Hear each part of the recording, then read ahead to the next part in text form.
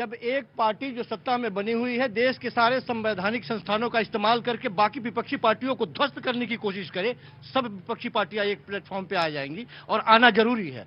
लेकिन जब दिल्ली को बचाने की बात है, दिल्ली में हम खड़े हैं। दिल्ली में लगातार अभी एक सवाल उधर से आया कि आपको पंडितों और मुल्लाओं की अभी याद कैसे आ गई, पादरियों की कैसे? चौधरी साहब ने पूछा।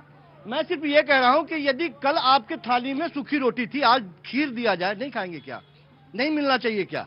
क्यों नहीं चिंता करें? आज हम चिंता खीर दे रहे हैं आप कि क्यों नहीं चिंता दे रहे हैं, कोशिश कर रहे हैं सबकी स्थिति बेहतर हो, वो कोशिश तो कर रहे हैं ना।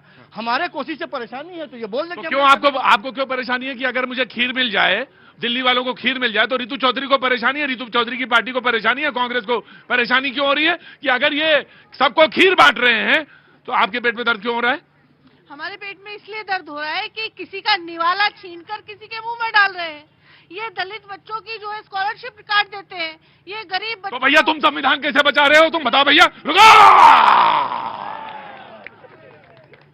आप बताओ, तुम संविधान कैसे बचा रहे थे? तुम तो कह रहे थे वहां पे हम जब लोकसभा होता तो संविधान बचाने पहुंच जाते हैं, और जब मोहल्ले की लड़ाई होती तो विधानसभा संविधान जो है बच रहा होता। तो बताओ कहा क्यों स्कॉलरशिप काट रहे हो? एससी बच्चों की, शेड्यूल कास्ट की स्कॉलरशिप क्यों काट रहे हैं आप? कांग्रेस की तरफ से सवाल है आपके पास। जब सदन में बाबा साहब का अपमान किया जा रहा था, हमने उन सारे लोगों को सम्मान देने का काम किया और डंके की चोट पे कहा कि यदि दलित के बच्चे विदेशों में पढ़ना चाहते हैं, उच्च शिक्षा लेना चाहते हैं, हम उन्हें फ्री में पढ़ाएंगे। राइट। कांग्रेस बीजेपी ये कह रहा हूं कि ये फिर वादा क्यों कर रहे हैं कि भाई अगला जब चुनाव आएगा तब करेंगे। अरे अभी तो कोड ऑफ कंडक्ट नहीं लगा, कम से कम एक कैबिनेट रेजुलेशन लाओ, खट के साइन करो। खटाखट करते थे ना कि राहुल गांधी जी के तरीके सो गए, उनके साथ रह के खटाखट।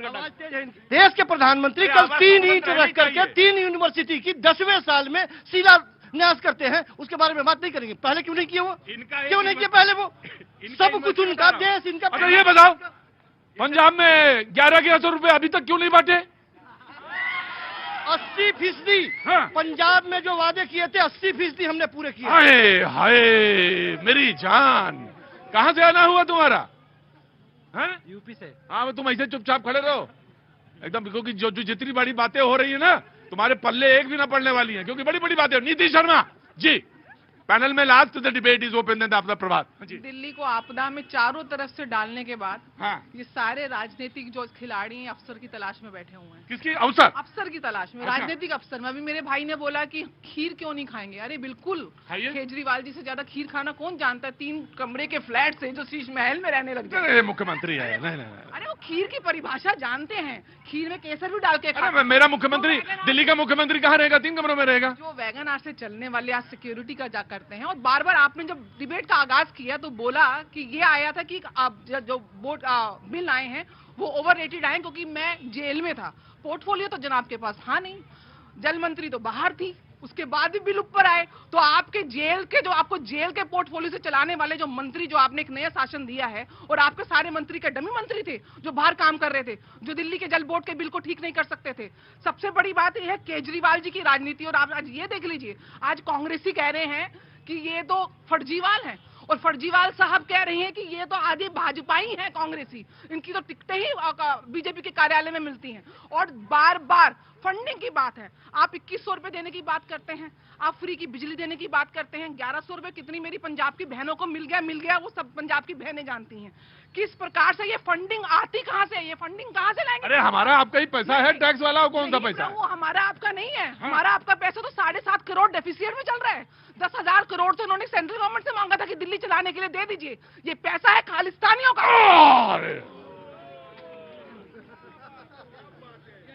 नहीं, मैं बिल्कुल आप ही के पास आऊंगा। और यही बाकी था। भारत पाकिस्तान हो गया, अब खालिस्तान बाकी था।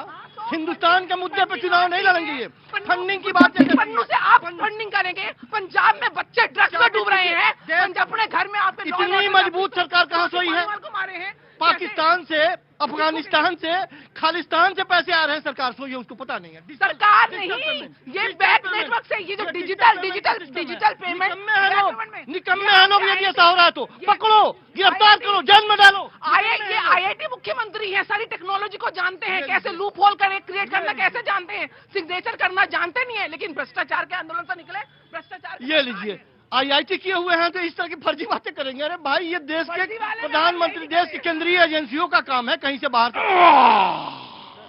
आगे एक सबसे अच्छी डायरेक्शन में आपको देना चाहूंगा। मुझे डायरेक्शन देना चाहते सुनिए। हैं? हाँ, बहुत अच्छी बात है। नहीं, जो- रुको, देखिए। डायरेक्शन मिल रही है। देखो, समाज में जो ये बातें हो रही है, हाँ। इनका सबका सोल्यूशन मैं बोलता हूँ विपिन ठाकुर। विपिन जी काम क्या करते हैं? मैं इंजीनियर हूँ, मैकेनिकल इंजीनियर, वेरी नाइस। और रियल एस्टेट में हूँ आज की डेट पे, और अच्छा, वो इंजीनियरिंग छोड़ दिया? MNCs के साथ कनेक्टेड हूँ। कितनी? मल्टीपल MNC जो हैं, हाँ। उनके साथ मैं कनेक्टेड हूँ, और इसकी इकोनॉमी जो भारत की है बहुत ऊपर ले जाने वाला हूँ। अच्छा, आप अभी हाँ, हाँ। और मैं आपको एक चीज बताने वाला हूँ, जो डिस्कशन आपने यहाँ किया उसका सोल्यूशन मेरी बेटी ने दिया।